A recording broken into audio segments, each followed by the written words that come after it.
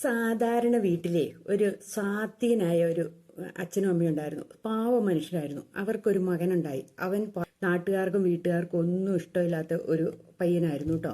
അപ്പൊ അങ്ങനെ ഇരുന്ന് കഴിഞ്ഞപ്പം ഈ മകന് നന്നാവണം, അച്ഛനെ അമ്മയുടെ വിഷമിപ്പിക്കരുത്, നന്നായേക്കാം എന്ന് തീരുമാനിച്ച് അവൻ അമ്മയോട് ചെന്ന് ചോദിച്ചു, അമ്മേ, ഞാൻ എങ്ങനെയാണ് നന്നാകേണ്ടത്?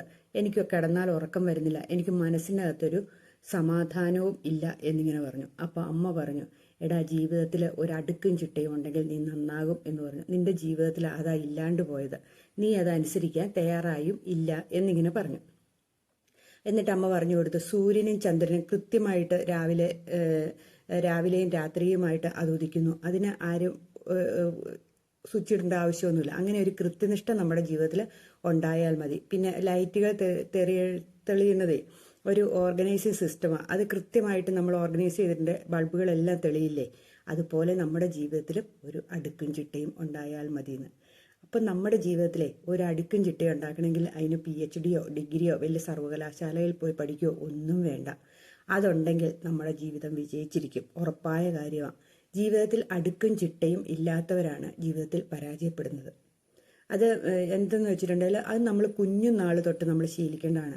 ഉള്ളിലുള്ള അഴുക്കുകൾ നമ്മൾ പുറത്ത് കളയുക ചെയ്യണം, കൃത്യനിഷ്ഠയോടുകൂടി. ആവശ്യമില്ലാത്ത അഴുക്കുകൾ നമ്മുടെ ഉള്ളിലുണ്ടെങ്കിൽ അത് പുറത്ത് കളയുക.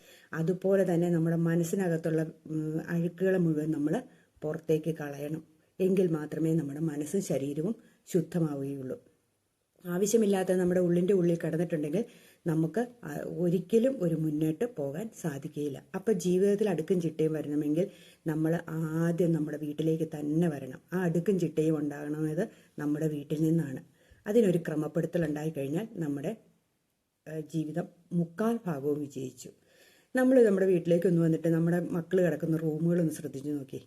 അപ്പോൾ അറിയാം അവൻ്റെ ജീവിതത്തിൽ വിജയത്തിലേക്ക് പോകുന്ന വഴി ഏതാണ്. അത് നല്ല അടുക്കി പെറുക്കി രാവിലെ എഴുന്നേറ്റ് ഒരു ബെഡ്ഷീറ്റൊക്കെ മടക്കിയിട്ട് പുസ്തകങ്ങളൊക്കെ നല്ല കൃത്യസമയത്ത് അടുക്കി വെച്ച് വസ്ത്രങ്ങളൊക്കെ ഇങ്ങനെ ഇതിലും വാരിയിടാതെ അടുക്കി പെറുക്കി വെച്ച്, അത് എത്ര വലിയ വീടാണെങ്കിലും ചെറിയ വീടാണെങ്കിലും ആ കുഞ്ഞ് വളർന്നു വരുന്ന സാഹചര്യം മനസ്സിലാക്കിയാൽ മതി അവൻ്റെ ജീവിതത്തിലെ വിജയങ്ങൾ. അവൻ ജീവിതത്തിൽ അടുക്കും ചിട്ടയുള്ളവനായി നല്ല രീതിയിൽ വളർന്നു വരും.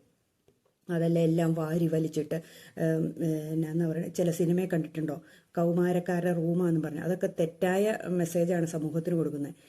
ഇങ്ങനെ എല്ലാം വലിച്ചു വാരി പുസ്തകങ്ങൾ ഒരു വശത്ത്, തുണി വേറൊരു വശത്ത് കൂട്ടിയിട്ടേക്കുന്നു, ബെഡ്ഷീറ്റ് വേറെ സ്ഥലത്ത് ഇങ്ങനെ കിടക്കുന്ന ഒരു റൂമൊക്കെ കൗമാരക്കാരുടെ, അത് ഒരു നെഗറ്റീവ് മെസ്സേജാണ് സമൂഹത്തിലേക്ക് കൊടുക്കുന്നത്. അതായത് പോസിറ്റീവ് മെസ്സേജ് കൊടുക്കുകയാണെങ്കിൽ, നല്ല രീതിയിൽ ജീവിക്കുന്ന ഒരു കൗമാരക്കാരനെ കാണിച്ചു കൊടുക്കുകയാണെങ്കിൽ അത് ഒത്തിരി പേരുടെ മനസ്സിൽ അത് സ്വാധീനിക്കും. അതുകൊണ്ട് നമ്മുടെ ബെഡ്റൂം ആദ്യം തന്നെ നമ്മൾ ക്ലീൻ ആക്കി വെക്കുക. അവിടുന്ന് തുടങ്ങണം നമ്മുടെ ഓരോ ജീവിതത്തിലെ അടുക്കും ചിട്ടയും, ഇല്ലേ? അതേപോലെ നമ്മൾ പിന്നീട് അടുത്തത് ഭക്ഷണക്രമത്തിലേക്ക്.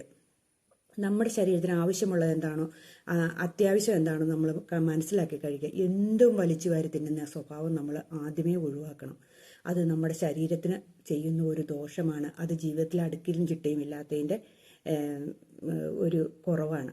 കാരണം നമ്മൾ കഴിക്കുന്ന ഭക്ഷണങ്ങൾ നമ്മുടെ ശരീരത്തിന് ആവശ്യമുള്ളതാണോ, വിറ്റാമിൻസും മിനറൽസും കാർബോ എല്ലാ സാധനങ്ങളും ഉള്ള സാധനമാണോ എന്ന് മനസ്സിലാക്കാണ്ട്, പ്രോട്ടീനും ഒക്കെ ഉള്ളതാണോ എന്ന് മനസ്സിലാക്കാണ്ട് നമ്മൾ കഴിക്കണേ. നമ്മൾ എന്തെങ്കിലും വറുത്തതും പൊരിച്ചതുമായ ഫാസ്റ്റ് ഫുഡുകൾ ഇങ്ങനെ നമ്മൾ വലിച്ച് കഴിച്ചുകൊണ്ടിരിക്കും. അത് നമ്മുടെ ശരീരത്തിന് ഒത്തിരി ദോഷം ചെയ്യുന്ന സാധനങ്ങളാണ്. അവിടെ നമ്മളൊരു ജീവിതത്തിൽ അടുക്കും ചിട്ടയും വന്നാണ് നമ്മുടെ ശരീരം ചീത്തയാവാണ്ടിരിക്കൂല്ലേ? നമ്മൾ എന്തിനാ വെറുതെ നമ്മുടെ വയറിനെ ശവപ്പറമ്പാക്കുന്നത്, ഇല്ലേ?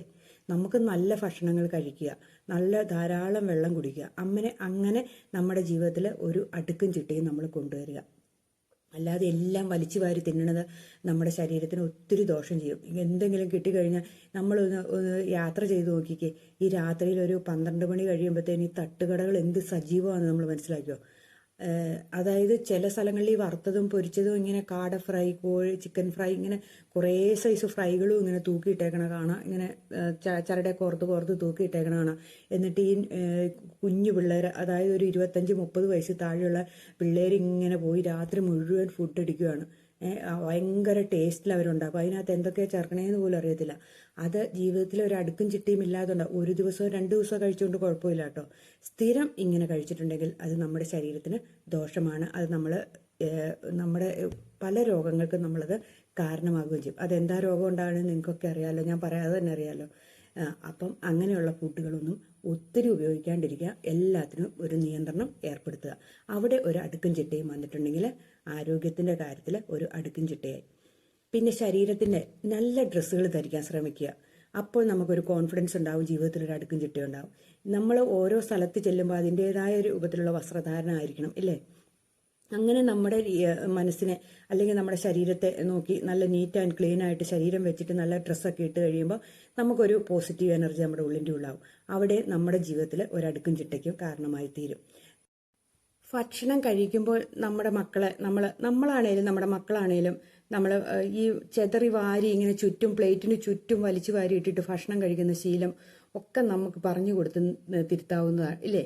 അതും ഒരടുക്കും ചിട്ടയുടെ ഭാഗമാണ്. അങ്ങനെ ഭക്ഷണങ്ങളൊന്നും വെതറി വാരിയിട്ട് കഴിക്കാണ്ടിരിക്കാൻ പറഞ്ഞു കൊടുക്കുക. അതേപോലെ ഫുഡുകൾ വേസ്റ്റ് ആക്കുമ്പോൾ നമ്മൾ മാതാപിതാക്കൾ പറഞ്ഞു കൊടുക്കുക, അങ്ങനെ ഫുഡുകൾ വേസ്റ്റ് ആക്കരുത്, ആവശ്യത്തിന് ഫുഡ് എടുക്കാവുള്ളൂ എന്ന് പറഞ്ഞു കൊടുക്കുക. അതും നമ്മുടെ മക്കളുടെ ഒരു അടുക്കും ചിട്ടയുടെ ഭാഗമാക്കി നമുക്ക് കൊണ്ടുവരാൻ പറ്റും. അതൊക്കെ നമ്മുടെ ഈസിയായ കാര്യങ്ങളല്ലേ ഉള്ളൂ. ഇതൊക്കെ നമുക്ക് നമ്മുടെ മക്കളോട് പറഞ്ഞു കൊടുക്കാൻ പറ്റുന്ന കാര്യങ്ങളല്ലേ ഉള്ളൂ. അതായത് ഭക്ഷണമൊക്കെ എല്ലാ ഭക്ഷണവും കഴിക്കണമെന്നും അത് നീറ്റ് ആൻഡ് ക്ലീൻ ആയിട്ട് കഴിക്കാനും ഒക്കെ നമ്മൾ അല്ലാണ്ട് ഇരിക്കണയുടെ മുഴുവൻ ഫുഡ് വെതറിയിട്ട് കഴിക്കുന്നു, ആ സ്വഭാവങ്ങളൊക്കെ നമുക്ക് പറഞ്ഞു കൊടുത്ത് നമുക്ക് മക്കളെ കൊണ്ട് ചെയ്യിപ്പിക്കാവുന്നേ ഉള്ളൂ. നല്ല ശീലങ്ങൾ നമുക്ക് പഠിപ്പിച്ചു കൊടുക്കാൻ പറ്റും, ഇല്ലേ?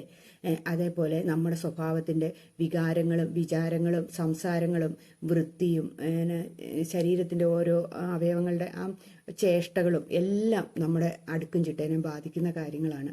നമ്മളോർക്കും ഇതൊന്നും നമ്മുടെ ജീവിതത്തെ സ്വാധീനിക്കില്ല എന്ന്, പക്ഷേ നമ്മുടെ ജീവിതത്തെ ഈ സാധനങ്ങളെല്ലാം സ്വാധീനിക്കുന്നുണ്ട്. നമുക്കറിയത്തില്ലാത്തതുകൊണ്ടാണ്.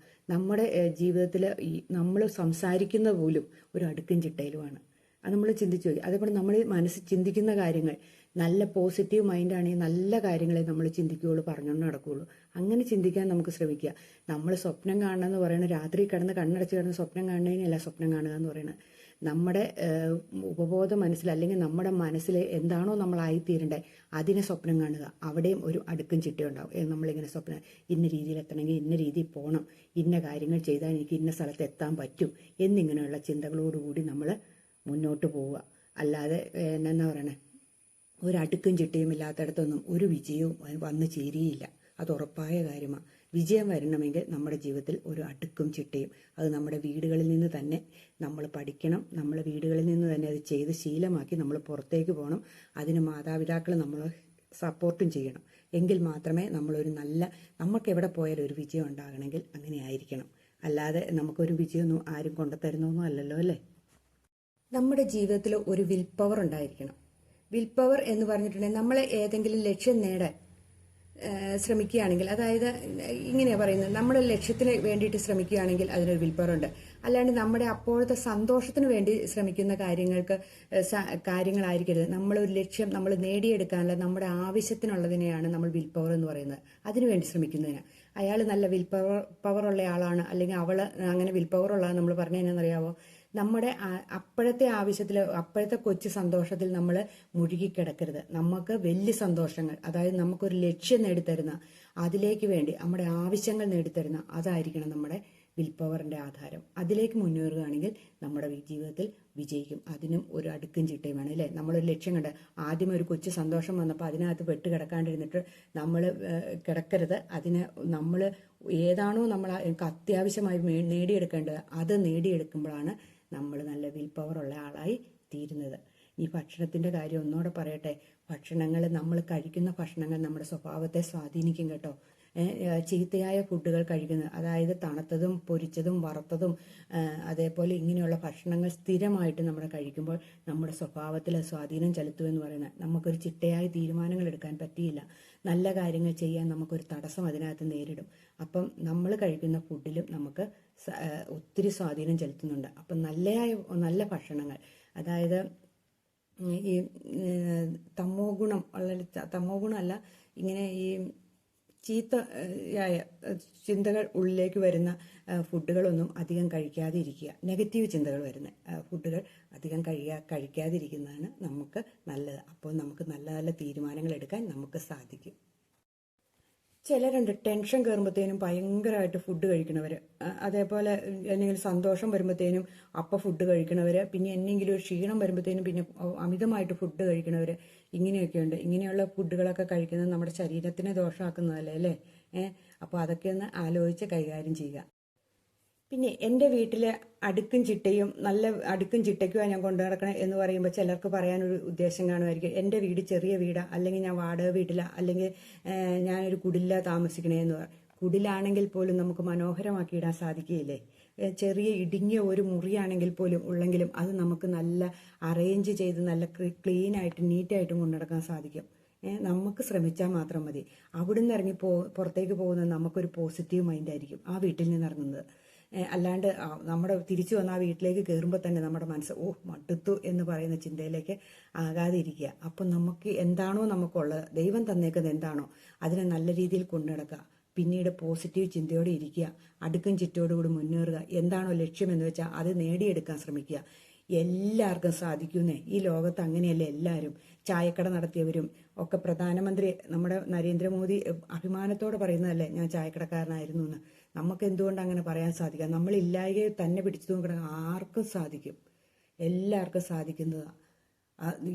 നമ്മൾ ഏതെ പിടിച്ചു കിടന്നിട്ടുണ്ടെങ്കിൽ നമുക്ക് അവിടെ കിടക്കാനേ പറ്റുള്ളൂ. നമ്മൾക്ക് അവിടെ നിന്ന് ഉയർത്തെഴുന്നേറ്റ് പോകണമെന്ന് നമ്മൾ ചിന്തിച്ചാൽ അത് ജീവിതത്തിൽ ഒരു അടുക്കും ചിട്ടയായിട്ട് കൂടി വെച്ചിട്ടുണ്ടെങ്കിൽ നമ്മൾ ജീവിതത്തിൽ വിജയിക്കും.